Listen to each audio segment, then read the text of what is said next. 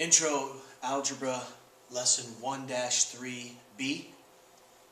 Starting off, continuing what we did yesterday with the order of operations. Our first example, evaluate 24 times 3 over 5 plus 3 squared minus 2. This line right here, it means division, but it is also acting as a grouping symbol. It is grouping the top from the bottom. So it doesn't matter which one we do first, but we're going to get an answer for the top, we're going to get an answer from the bottom, and then the last thing we'll do is take the top and divide by the bottom. So we could go ahead and we could simplify the top down. 24 times 3.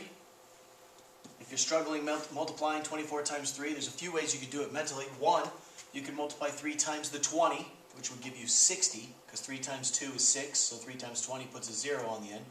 And then you could do 3 times 4, which is 12. If you add 60 and 12, you'll end up with 72. Or you could pretend like this is 25, because you added 1 onto it, and then 25 times 3 would be 75.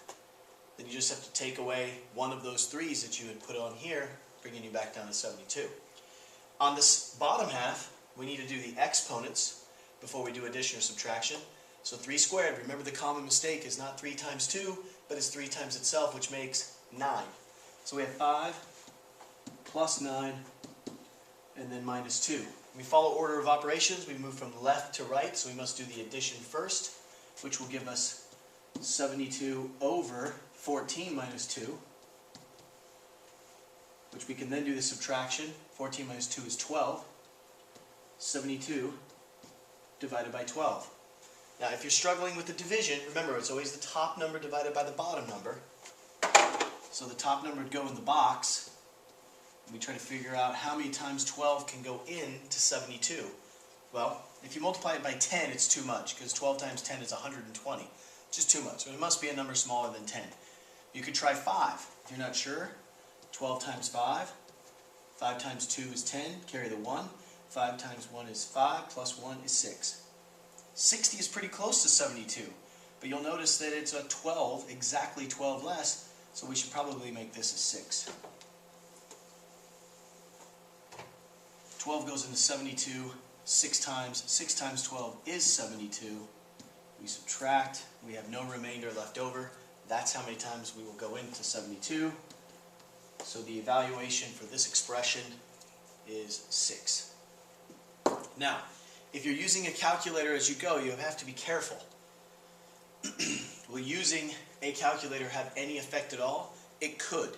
It depends on the kind of calculator that you have. All right? If you want to test your calculator, here's what you can do right now. You could take 10 minus 6.3, divide by 2.1, and subtract 1.4 and hit enter. Just put everything in at once and hit enter. If your calculator uses the order of operations, meaning it will do this division first and then left to right with the answers, then you'll get 6.1. But if your calculator gets 0.6, then that means it's going to take care of the math as you enter it. So if you put 10 minus 6.3 in your calculator, it's going to end up giving you 3.7. Then it's going to divide that by 2.1, and then it's going to subtract 1.4 and give you the 0.6. So it actually does the operation as it's being put into the calculator. But you have to be careful. You want to make sure you're following order of operations. If your calculator doesn't follow order of operations like this, you need to be paying attention to your order as you enter it into the calculator and figuring it out on your own. Don't assume the calculator is doing it correctly for you. Last example has to do with sales tax. Some states, Oregon currently does not have a sales tax, have a sales tax on non-essential items. Essential items would be like milk and other food items, essential items that you need, maybe some clothing, things like that. But TVs and video games, they aren't considered essential. You may think they're essential because you can't live without them, but in fact you can, and so therefore they get taxed. So say you're charged 8%. Remember, we talked about percent a lot lately.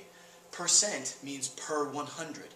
So for every $100, we would have to pay $8 in tax. For every $1, we would have to pay 8 cents in tax. So there, we want to figure out what the charge of 8% is on our $54 video game. What would the total price be? Now we said for every dollar,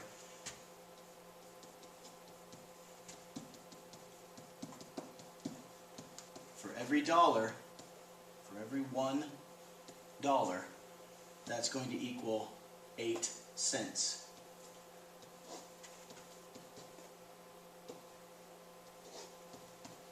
Now you could use that information pretty easily because you have $54, so it would be 54 times the 8 cents would tell you how much the tax is. Alright? If we try that out, 54 times 8 cents, 8 times 4 is 32, carry the 3, 8 times 5 is 40, plus the 3 gives us 432. Now, it's not $432 that we are actually going to be paying, right? Even though it's 8 cents, it's 432 cents, which if we were to put the decimal in here and make this 0.08, then we'd know we'd need two answers to the left, two decimals to the left. So this is actually $4.32. That's the tax.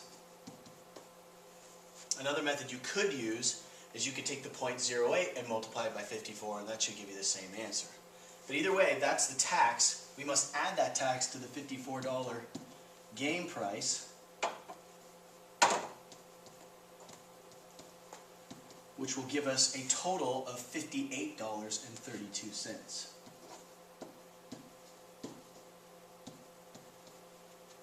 Here in Oregon, you can save up your money and run down to the store with $54 and you can buy it. In other states, you can't save $54. You're going to have to save more money to cover the tax that you'll end up possibly having to pay. Remember, the 8% means per 100. Since a dollar is 100 cents, we have to pay 8 cents for every 100 cents that we spend. And $54 is 5,400 cents. So therefore, it's 432 cents, which is $4.